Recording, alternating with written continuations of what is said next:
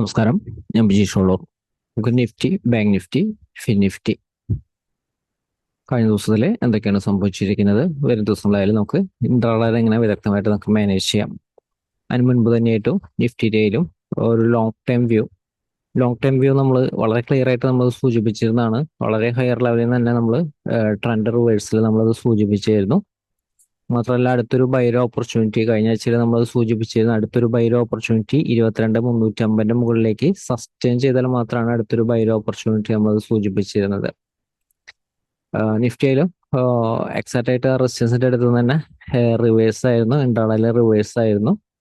നമ്മൾ കഴിഞ്ഞ ദിവസത്തെ ഒരു മാർക്കറ്റിലാണെങ്കിൽ നിഫ്റ്റിനെ കുറിച്ച് സൂചിപ്പിച്ചിരുന്നത് നിഫ്റ്റിക്ക് സെല്ലിന് തന്നെയാണ് സാധ്യത. ഹയർ ലെവല് സ്ട്രോങ് റെസിസ്റ്റൻസ് ആയിട്ട് നിഫ്റ്റിക്ക് 22,130 ആക്ട് ചെയ്യും. നമ്മളെപ്പോഴും പറയുന്ന ഒരു കാര്യങ്ങൾ ഇപ്പോഴും ശ്രദ്ധിക്കുക. സ്ട്രോങ് ആയിട്ടുള്ള റെസിസ്റ്റൻസ് നമ്മൾ നൽകിയിരിക്കുന്നത് 22,130, 22,180. ലോവർ ലെവല് 22,800 അടുത്താണ് സ്ട്രോങ് ആയിട്ടുള്ള ഒരു സപ്പോർട്ട്. നമ്മൾ ഓരോ ദിവസം നൽകുന്ന ഒരു പ്ലാനുകൾ എപ്പോഴും ശ്രദ്ധിക്കുക. ബൈരോ ഓപ്പർച്യൂണിറ്റി എടുത്തു കഴിഞ്ഞാൽ, റെസിസ്റ്റൻസിൽ ബൈരോ ഓപ്പർച്യൂണിറ്റി എടുത്തു കഴിഞ്ഞാൽ ഹ്യൂജ് ആയിട്ടുള്ള ലോസ് വരും. എപ്പോഴും ക്വിക്ക് ആയിട്ടുള്ള ഒരു ഫാള് റെസിസ്റ്റൻസിന്റെ അടുത്തുനിന്ന് വരും. അപ്പൊ അതുകൊണ്ട് തന്നെ റൈറ്റ് ആയിട്ടുള്ള ഒരു സപ്പോർട്ട് റെസിസ്റ്റൻസ് മനസ്സിലാക്കിയാലാണ് നിങ്ങൾ ഏതൊരു ഇൻഡിക്കേറ്ററും ഏതൊരു രീതികളും ഫോളോ ചെയ്യുന്നുണ്ടെങ്കിലും ഈ ഒരു സപ്പോർട്ട് റെസിസ്റ്റൻസ് ഒന്ന് കൃത്യമായിട്ടൊന്ന് മനസ്സിലാക്കി വെക്കുക. ഇതനുസരിച്ച് തന്നെയാണ് മാർക്കറ്റിന്റെ ഒരു വലിയൊരു മൊമെന്റ് ഒക്കെ മാർക്കറ്റിൽ സംഭവിക്കുന്നത്. കഴിഞ്ഞ ദിവസം ഒരു ഓപ്പണിംഗ്, ഒരു ഫ്ലാറ്റ് ഓപ്പണിംഗ് ആയിരുന്നു. അതിനുശേഷമായാലും ബൈ സെന്റിമെന്റ് ആയിരുന്നു. തുടക്കത്തിൽ 22,60 റെസിസ്റ്റൻസിന്റെ മുകളിലേക്ക് നിഫ്റ്റി സസ്റ്റെയിൻ ചെയ്തു. അപ്പൊ അതിനുശേഷമായാലും നിഫ്റ്റിയിൽ റെസിസ്റ്റൻസ് എക്സാക്റ്റ് ആയിട്ട് 22,130 വന്നിരിക്കുന്ന ഒരു ഹൈ നോക്കി കഴിഞ്ഞാൽ അറിയാം. ഹൈ 22,131 നമ്മൾ നൽകിയിരിക്കുന്ന ഇമ്പോർട്ടന്റ് റെസിസ്റ്റൻസ് ആണിത്. അപ്പോൾ രാവിലെ തന്നെ ഇമ്പോർട്ടന്റ് റെസിസ്റ്റൻസിന്റെ അടുത്തുനിന്ന് സെൽ ആക്റ്റീവ് ആയിരുന്നു. അതുപോലെ തന്നെ 22,020 ഹോൾഡ് ചെയ്ത് തിരിച്ചു കയറി. അതിനുശേഷം ഈ ഒരു സപ്പോർട്ട് ബ്രേക്ക് ചെയ്തെങ്കിലും ഒരു വോളറ്റൈൽ മൂവ്മെന്റ് ആയിരുന്നു നമ്മൾ നിഫ്റ്റിയിൽ കണ്ടിരുന്നത്. എപ്പോഴും റൈറ്റ് ഒരു സപ്പോർട്ട് റെസിസ്റ്റൻസ് എപ്പോഴും നമുക്ക് റൈറ്റ് ആയിട്ടുള്ള നല്ലൊരു ട്രേഡുകൾ എടുക്കാനായിട്ട് നമ്മളെ സഹായിക്കും. ഇപ്പോൾ വരും ദിവസങ്ങളായാലും നിഫ്റ്റിനെ മാനേജ് ചെയ്യുന്നതിനെക്കാട്ടി മുൻപ് തന്നെ നിഫ്റ്റിയെ കുറിച്ച് പറഞ്ഞിരിക്കുന്നത് ശ്രദ്ധിക്കുക. കഴിഞ്ഞ ദിവസങ്ങളിൽ, കഴിഞ്ഞ ആഴ്ചകളിൽ നമ്മളത് പറഞ്ഞതാണ്. ഇമ്പോർട്ടന്റ് സപ്പോർട്ട് വരുന്നത് ഈ ഒരു ലെവലിന്റെ അടുത്താണ് വരുന്നത്. അതായത് നിഫ്റ്റിക്ക് 21,800 അടുത്താണ് വരുന്നത്. പക്ഷെ റൈറ്റ് ആയിട്ടുള്ള സപ്പോർട്ട് ഏതാന്നുള്ളത് ഇൻട്രാഡേ ലെവലിൽ അപ്ഡേറ്റ് ചെയ്യുന്ന സപ്പോർട്ടുകൾ ശ്രദ്ധിക്കുക. ഇപ്പൊ നിഫ്റ്റി ആയാലും ഇനി 22,700, 800 ഇതിനെ കുറിച്ച് നമ്മൾ ഡിസ്കസ് ചെയ്താണ്. 700-800 റേഞ്ചിന്റെ ഇടയിലാണ് ഇനി നല്ലൊരു സപ്പോർട്ട് വരുന്നത്. അപ്പൊ ഈ ഒരു സപ്പോർട്ടിന്റെ താഴത്തേക്ക് നിഫ്റ്റി നിലനിർത്തി കഴിഞ്ഞാൽ നിഫ്റ്റിയിൽ ഹ്യൂജ് ആയിട്ടുള്ള ഒരു ഫാള് എക്സ്പെക്ട് ചെയ്യാം. അപ്പൊ നിഫ്റ്റി ആയാലും വരും ദിവസങ്ങളിലായാലും ഈ ഒരു ലെവല് സപ്പോർട്ട് ഹോൾഡ് ചെയ്ത് നമ്മൾ നൽകുന്ന അടുത്ത റെസിസ്റ്റൻസിന്റെ മുകളിലേക്ക് സസ്റ്റെയിൻ ചെയ്യുമോ എന്ന അടിസ്ഥാനമാക്കിയായിരിക്കും ബൈയുടെ ഒരു സെന്റിമെന്റ് വരുന്നത്. അല്ലെങ്കിൽ നിഫ്റ്റിയിലായാലും വളരെ ക്വിക്ക് ആയിട്ടുള്ള ഒരു ഫാള് എക്സ്പെക്ട് ചെയ്യേണ്ടതായിട്ട് വരും. നമ്മൾ മുൻപ് നൽകിയിരിക്കുന്ന റെസിസ്റ്റൻസ് 21,500 അടുത്തേക്ക് ടെസ്റ്റ് ചെയ്യാം. 21, അതിനുശേഷം 21,200 അടുത്തേക്ക് ടെസ്റ്റ് ചെയ്യാം. അപ്പൊ അതിനുള്ള ഒരു സാധ്യത നിഫ്റ്റിയിലുണ്ട്. പക്ഷെ വരും ആഴ്ചകളിലൊക്കെ നിർണായകമാണ്. ഈ ഒരു സപ്പോർട്ട് റെസിസ്റ്റൻസ് നിലനിർത്തുമ്പോൾ എന്ന അടിസ്ഥാനമാക്കിയായിരിക്കും വരും ദിവസത്തെ ഒരു ട്രെൻഡും നിഫ്റ്റിയുടെ ഒരു സെന്റിമെന്റും പറയാനായിട്ട് സാധിക്കുന്നത്.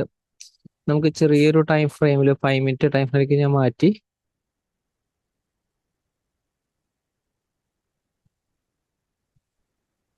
ചെറിയൊരു ടൈം ഫ്രെയിമിൽ നിഫ്റ്റിയുടെ സപ്പോർട്ട് റെസിസ്റ്റൻസ് ഏതാ നമുക്ക് നോക്കാം.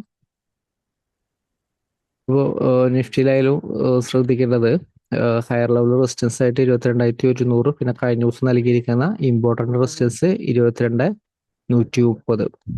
ഇപ്പോൾ 130 അടുത്ത് നിന്ന് ഷോർട്ട്സിന്റെ ഓപ്പർച്യൂണിറ്റി യൂട്ടിലൈസ് ചെയ്യുമ്പോൾ 100 താഴത്തേക്കെങ്കിലും സസ്റ്റെയിൻ ചെയ്യാനായിട്ട് വെയിറ്റ് ചെയ്യുക. അല്ലെങ്കിൽ 130 മുകളിൽ സസ്റ്റെയിൻ ചെയ്ത ബൈര ഓപ്പർച്യൂണിറ്റി യൂട്ടിലൈസ് ചെയ്യാം. 22,100 സ്റ്റോപ്പ് ലോസ്. പക്ഷെ 22,185, 200 അടുത്ത് സ്ട്രോങ് ആയിട്ടുള്ള റെസിസ്റ്റൻസ് ലെവലാണ്. ആ ഒരു ലെവലില് ഷോർട്ട്സ് ആൻഡ് ഓപ്പർച്യൂണിറ്റി യൂട്ടിലൈസ് ചെയ്യാം. പിന്നെ അതുപോലെ തന്നെ നിഫ്റ്റി ഓപ്പൺ ചെയ്യുന്ന ഗ്യാപ്പ് അപ്പ് ഓപ്പണിംഗ് ആയിരുന്നാലും റെസിസ്റ്റൻസിന്റെ അടുത്ത് താഴെയാണെങ്കിൽ ഷോർട്ട് സെല്ലിനാണ് സാധ്യത.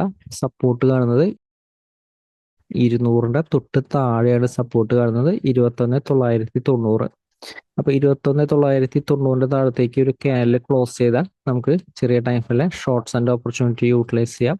അല്ലെങ്കിൽ ഈ ഒരു റേഞ്ചിലാണെങ്കിൽ എക്സാക്റ്റ് ആയിട്ട് സപ്പോർട്ട് റെസിസ്റ്റൻസ് ബ്രേക്ക് ചെയ്യാനായിട്ട് വെയിറ്റ് ചെയ്യുക. 21,930 അടുത്ത സപ്പോർട്ടാണ്. അപ്പൊ അതിനുശേഷം അടുത്തൊരു സപ്പോർട്ട് വരുന്നത് 21,890 സപ്പോർട്ടാണ്. അതിനുശേഷം അടുത്തൊരു സപ്പോർട്ട് വരുന്നത് 21,765 സപ്പോർട്ടാണ്. ഈ സപ്പോർട്ടുകളൊക്കെ വർക്കൗട്ട് ചെയ്യേണ്ടത് ഇൻ കേസ് ഇതിൻ്റെ ഒരു താഴത്തേക്ക് വന്നാലും ഇതിൻ്റെ ഒരു മുകളിലേക്ക് സസ്റ്റെയിൻ ചെയ്യുമ്പോൾ 890 സപ്പോർട്ട് ഹോൾഡ് ചെയ്ത് 930 മുകളിലേക്ക് സസ്റ്റെയിൻ ചെയ്യുമ്പോൾ അഗ്രസീവ് ആയിട്ടുള്ള ഷോർട്ട്സ് ആൻഡ് ഓപ്പർച്യൂണിറ്റി യൂട്ടിലൈസ് ചെയ്ത് ഈ ഒരു ലെവലൊന്നും അഗ്രസീവ് ആയിട്ട് ഷോർട്ട്സ് ആൻഡ് ഓപ്പർച്യൂണിറ്റി യൂട്ടിലൈസ് ചെയ്ത് വലിയ രീതിയിൽ buyer opportunity shorts and opportunity utilise ചെയ്യാനായിട്ട് വെയിറ്റ് ചെയ്യുക.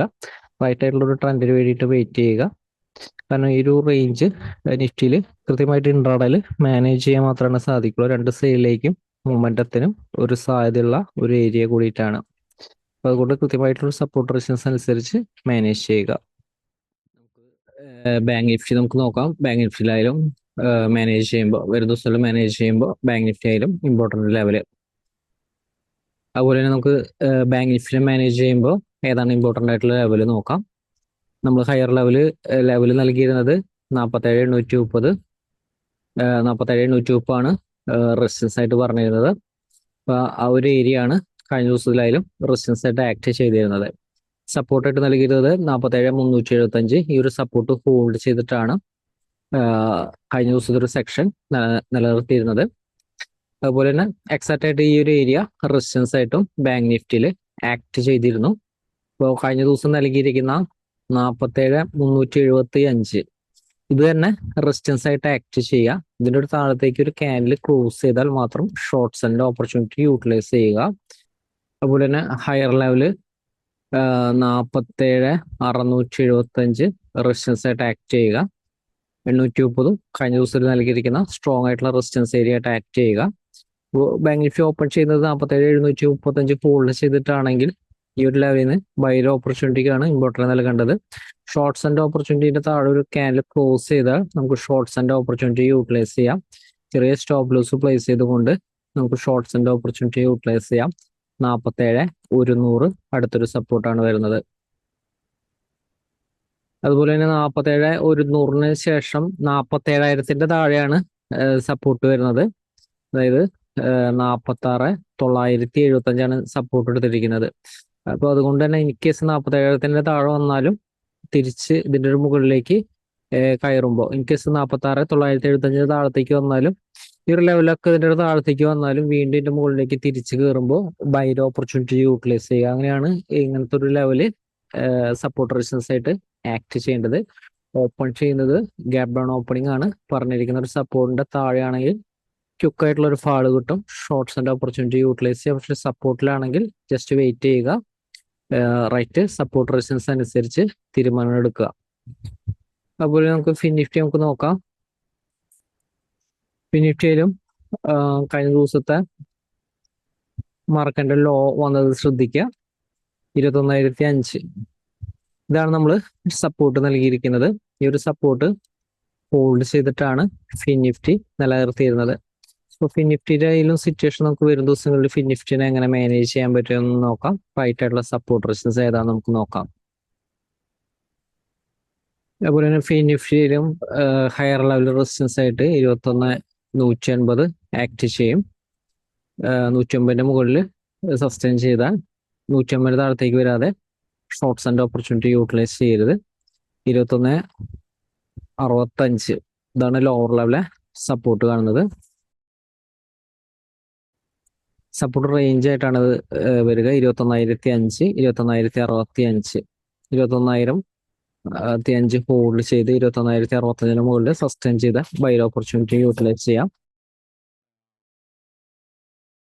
അതുപോലെ തന്നെ ഓപ്പൺ ചെയ്തിരിക്കുന്ന ഈ സപ്പോർട്ട് ബ്രേക്ക് ചെയ്ത് വരുന്ന ഒരു ഓപ്പണിംഗ് ആണെങ്കിൽ ചെറിയ ടൈമിലെ ഷോർട്ട്സ് ആൻഡ് ഓപ്പർച്യൂണിറ്റി യൂട്ടിലൈസ് ചെയ്യുക. ഇനി അടുത്ത സപ്പോർട്ട് 21,845 ആണ്. ഈ ഒരു സപ്പോർട്ടൊക്കെ മാനേജ് ചെയ്യേണ്ടത് ഈ സപ്പോർട്ടിന്റെ അടുത്ത് നിന്നൊക്കെ ബൗൺസ് ചെയ്യാനായിട്ടുള്ള ഒരു സാധ്യത ഉണ്ട്.